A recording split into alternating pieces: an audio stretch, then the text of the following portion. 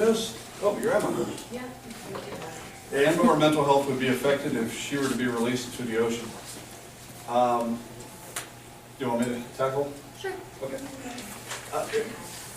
Mental health-wise, I think it would be very positively impacted. The transition, however, going from the smallest tank in the United States of America to a sea pen, which would be her first step to freedom, so to say, would also be a little traumatic. It's a difficult thing to move an orca. You have to put them on an airplane. They don't have frequent flyer miles. They don't get upgraded, so it really sucks for them. But the other thing is it stresses them out really bad. So the initial response, not the long-term response, but the initial response is it would be traumatic. It would be upheaval. She's been in captivity for 44 years. This would be a big deal. Happiness-wise, I would have to think the second she gets into the Salish Sea, she gets into that water, this is where she was born, she's going to know it. She would know it in a heartbeat. And communication-wise, orcas can communicate over many miles. They don't have to be very close to each other. So if she was in a sea pen on, let's say, Orcas Island, which is one of the proposed sites for a sea pen if she gets released, and the residents go by San Juan Island, she would hear them passing. She would hear her family, and she speaks that dialect, she knows that dialect. It's very unique to them. It's so unique that they never forget it. This was proven with Lolita. She, Dr. Ingrid Visser, who was a great scientist, actually took a recording of the southern residents and played it to Lolita. Lolita spoke back to it. And that was just a few years ago. So she still speaks her language. Mental health, her mental health is not going to be good if she stays where she is.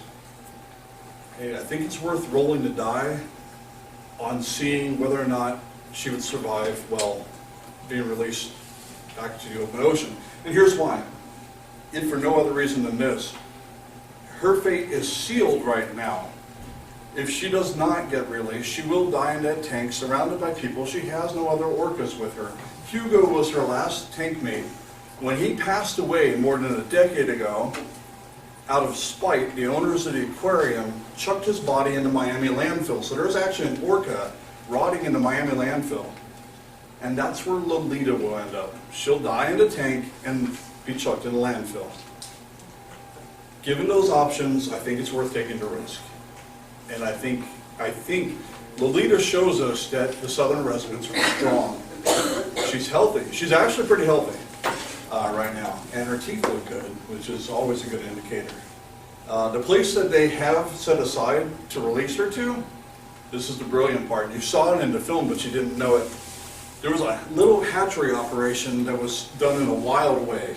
It was green waters. And it was, you know, we did a sequence that Shari had filmed where Shari did all the underwater filming in the film, where you get from the salmon perspective of jumping up the fish ladder. Do you guys remember that? That's on Orcas Island, and that's the Glenwood Springs hatchery. Well, the owner of that hatchery, the guy who owns the land and that property there, is Jim Youngren, and he established that entire hatchery because he wanted to save the southern residents back in the 1970s. And he's talked to Orca Network about if they're able to secure her release, he's thinking about working with them to use that area where the salmon come back as her sea pen. So not only would she have a sea pen in the Salish Sea, she would have a lot more Chinook salmon coming by than the average orca does. And it'd be a pretty good retirement home. I'm going to go one step further because usually the follow-up question is, would she make it back into the wild? This has only been tried once with an orca named Keiko. It was in the movie Free Willy, and they secured his release. They used an Icelandic orca, and they weren't sure of his origin 100%, so they didn't know what pod to try to introduce him back to, so they picked, under a best guess scenario, they picked a sea pen in between two ranges. And he lived for 4 years, and not just in the sea pen. They let him out, and because he was a trained orca and he'd been in captivity, it was easy to guide him back into the sea pen, but he would go and he would swim. And he joined up with a couple pods. And he joined up with one pod repeatedly, and they think that maybe that was his pod. And they didn't treat him poorly. And he foraged on his own, but he eventually caught an infection and passed away. And that could be Lolita's fate as well, when she was released back into the wild. But again, I put it out there like this. That's a natural determinants, not an unnatural dying in a tank, ending up in a landfill scenario.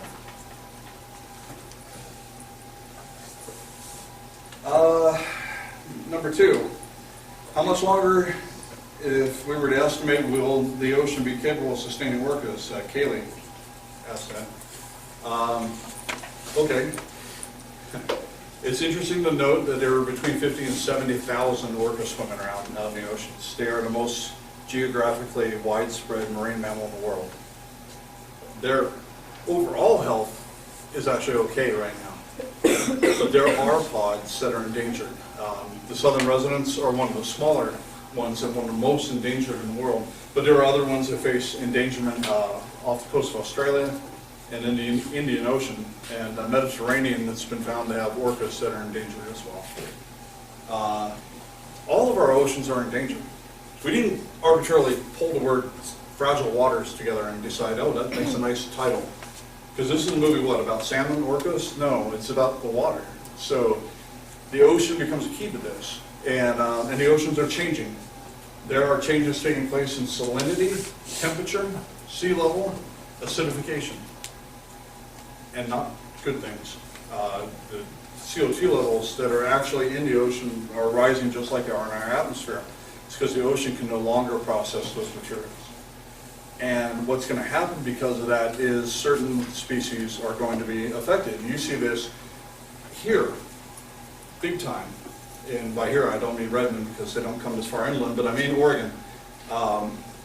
Where you're getting a lot more pinnipeds. You're getting seals and sea lions showing up in record numbers on our shores, breeding in record numbers. And that sounds good, but they're coming from California, which has been severely affected by drought, which is a climate-related issue. And their prey source is moving, and moving far away. So down in California, you have a die-off taking place. In the pupping season this year, they lost more than 10,000 pups because of starvation. So the oceans are changing, and we're looking at weird things happening. The prediction of how long they'll be able to sustain orcas will be as long as orcas will have a prey source. But there are different ecotypes. So there are transient orcas that eat mammals, there are resident orcas that eat fish, and there are opportunistic feeders called offshores out there, which everybody talks about a great white shark being the biggest, baddest dude in the ocean. Offshore orcas eat great white sharks for lunch. It's been filmed. They eat anything, as far as we know. They eat manta rays, they eat giant squid. So as long as those prey sources are available, there will be orcas in some form. I can't put a timeline on that because things are changing so rapidly that nobody really knows where we stand. And we work with a scientist, that's exactly what he's studying right now. He's trying to figure out, at least in the Salish Sea, where do we stand with the changes that are taking place in the water there. You want to take this next one? Number 3. Ariana asked this one. Will the pollution and harmful things increase? Is this only the beginning? Yes and no. As you can tell in the film, the toxicologist Jessica London, she said that some substances are being banned and outlawed as information comes up that they're cancer or they're carcinogenic, they're harmful to the environment, things like that. So some chemicals are being banned, but we're also increasing our population. We're increasing our use of plastics when we should be decreasing it.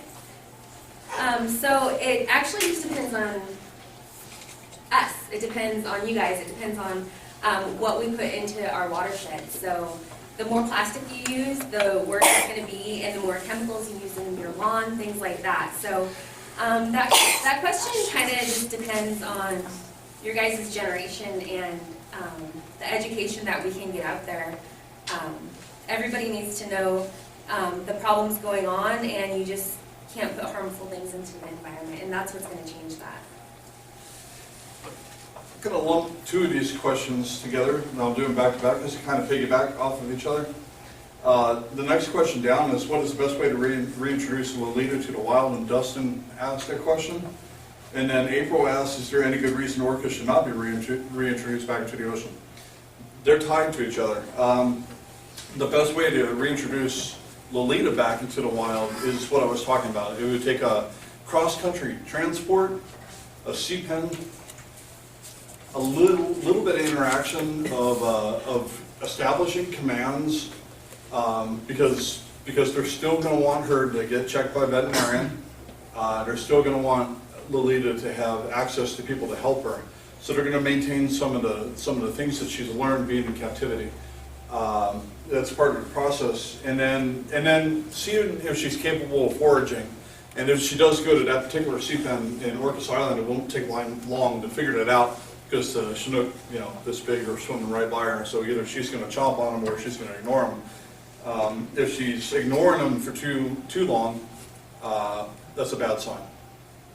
And that goes into the next question. The only good reason that orcas should not be reintroduced back into the ocean is if they're not capable of taking care of themselves. It's hard to be concrete on that, because when you talk about orcas in captivity, you're not just talking about Lolita. You're talking about organizations like SeaWorld that have orcas that were born in the tank, and they don't speak a natural dialect. They speak a pigeon dialect of the other orcas they come in contact with. So they really can't be released into the wild. They wouldn't know how to survive. And it would almost be impossible to train them to do that, because orcas are cooperative and social, and it can't happen through human beings interacting with them that we would teach them how to be orcas. It would have to happen from other orcas. So that scenario is a little bit different. So you look at an orca from SeaWorld San Antonio. They've got two young ones that have never seen the wild water. They're not releasable in my estimation. I'm not a scientist though, I'm a filmmaker who talks to scientists. I'm a journalist who talks to scientists. There may be scientists out there who disagree with me, so keep that in mind. There's people, as a journalist, I'm going to say this real quick. People always say there's two sides to every story. That's not true. There are 6-point-whatever billion people in this world, right? That means there's 6-point-whatever billion perspectives in this world. So there's actually 6-point-whatever billion different sides to every story. So I could tell you one thing, and there could be somebody that could say something completely different. There could be somebody who would be way, way more supportive of the idea of putting Lolita back in the wild and say we need to do this now, we need to do it quickly, blah, blah, blah. There are other people that say no, that's going to doom her to death, she's going to die on the flight out, blah, blah, blah. So just keep that in mind. Number 16 here is asked by Mitchell, what is the best way to prolong the life and well-being of Lolita? Orcas in captivity statistically live shorter lives than orcas in the wild. Lolita is an old captive orca, because the oldest captive orca on record was 51. Lolita is at least 46, if not 47 or 48. Getting Lolita back into the wild may help prolong her life, I think. I personally do. I think as long as she's healthy right now, we have a small window of opportunity to do this with her. And you guys know that Granny is out there swimming, and she's like 103 years old. Lolita's grandma? Pardon? Lolita's grandma? Or Is it just Lolita's grandma in grandma? general? Her name's Granny. Oh, okay. I don't know whose Granny she is. Her mom is still Granny is J2. It's interesting to note that so the orca that you see that you saw in the PowerPoint, this orca here that's fly hopping from J-Pod, the day that they came by, Granny was the first one, and Granny typically will be the first one. She leads. It's a matriarchal society, so to speak. She leads every pod. If they're together, they all come together. Granny's the leader. The dude's hanging back. She leads the way. They named her, and this is what's funny, is it speaks to the time period that she was named. She's J2, and they named another orca, a male orca, Ruffles, J1. Well, J1 was actually 40 years younger than his mama, J2. But a little bit of male chauvinism came into play, and they wanted the #1 orca to be a male orca. So J2, Granny. The mother of Lolita is Ocean's son. Right. And Ocean's son is now in her 60s. And still in the, She's still out there. still out there. She's in the film. Ocean's son is in the film. Yes? How long did you say that oldest orca in captivity was? How long did you say the oldest orca in captivity lived? Roughly, and double check this, but it was either 51 or 52 years. It was a SeaWorld orca. The next question Alyssa asked, is it true that many animals in captivity have depression? How do the aquariums deal with this and hide it from the public? Well, I'm going to turn that question around and answer the back part first and then talk about the second part. I used to work for Walt Disney World Company in Orlando, Florida. I worked there 6.5 years. Theme parks are awesome about hiding stuff. I worked in a part of the security division I forgot out of the Army that actually did criminal investigations. And I was a sworn and badged police officer with the Osceola Sheriff's Department working for Walt Disney World. And we would investigate rapes, homicides, child abductions that happened on Disney property that you will never hear about, period, ever. Theme parks can hide anything because they have a lot of money and they have infrastructure to do this. The best way to hide things, let's say in the Magic Kingdom, when half the roof of the Haunted Mansion fell in the 1980s, was within 5 minutes of this occurring, and it killed 2 people. They had closed off the ride, nice pretty signs, ride is temporarily unavailable, opened up a back area, had all the EMS come into the back area, of course, with no sirens, and escorted the family out of the park to a special place on property where they could wait out either the news of what happened to their family members or if they weren't injured and they were just still traumatized.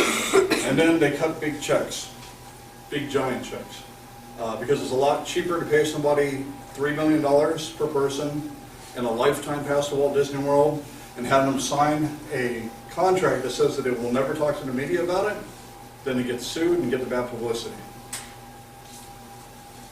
Now let's back up and tackle the do they have depression?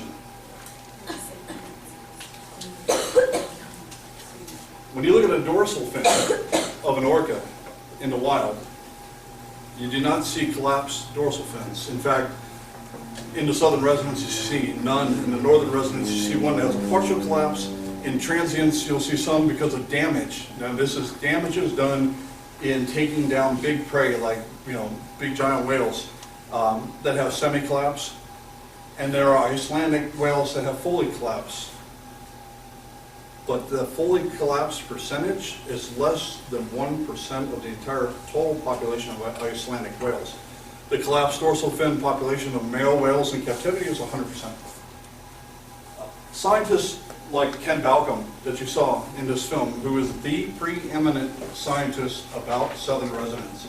If you pick up a book and it involves southern residents, flip to the back and look up in the index Ken Balcom, and he will be in there. You will always find him. He's been studying them for 38 years. His word is that that's a sign of depression. Now, zoologically speaking, you go to the Portland Zoo, and you see the big cats, and they're doing this, and they're doing this. That's a sign of depression. They don't do that in the wild. Tigers don't pace. They have other things to do. They got to eat things. Pacing is a sign of anxiety and depression, and they go hand in hand. And now, if you imagine this in the context of a social animal living in a concrete pool that has to use echolocation in the wild to maneuver their bodies, but has to actually turn it off the entire time they're in captivity, or else they get hit with what is an unimaginable cacophony of sound,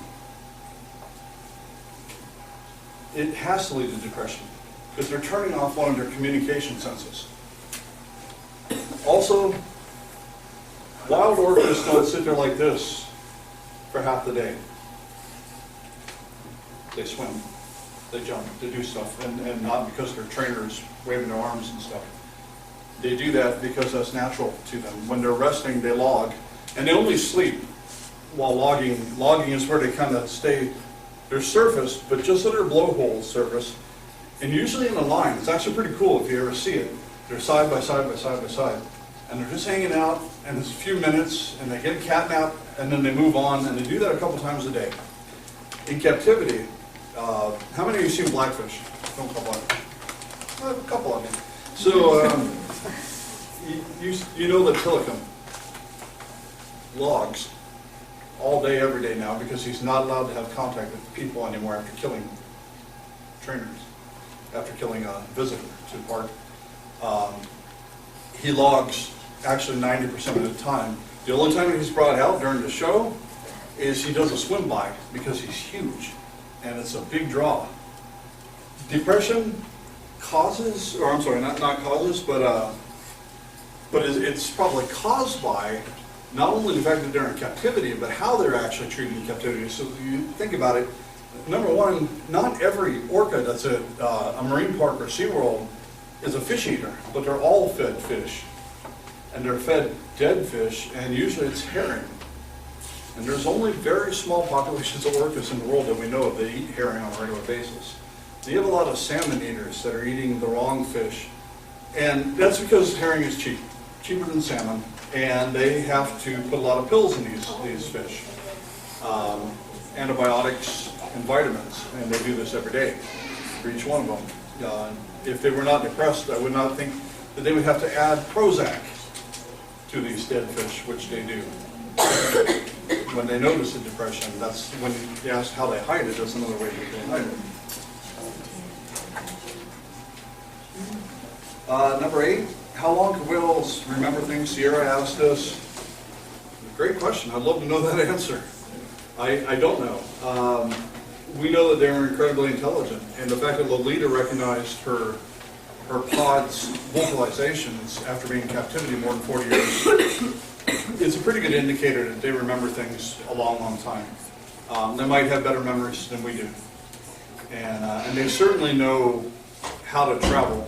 And they do travel great distances, and when you think about where they go and how they're following the salmon runs, it shows that they would have to have a memory, and this is the more amazing part, not only substantial memory, but they would have to have an ability to pass that memory down to younger generations.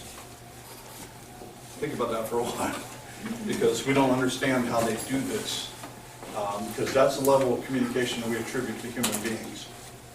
Also, another thing I want to add, when food gets scarce, when salmon gets scarce in the Salish Sea, is especially when the matriarchs, the leaders like Granny, the women, they're the ones that take over, and they're the ones that lead the entire pod to fish. So there's definitely a lot of memory going on there to where the salmon runs are and how to find food. Next question comes from Lisa. It's how many attempts have there been to reintroduce orcas back into the wild?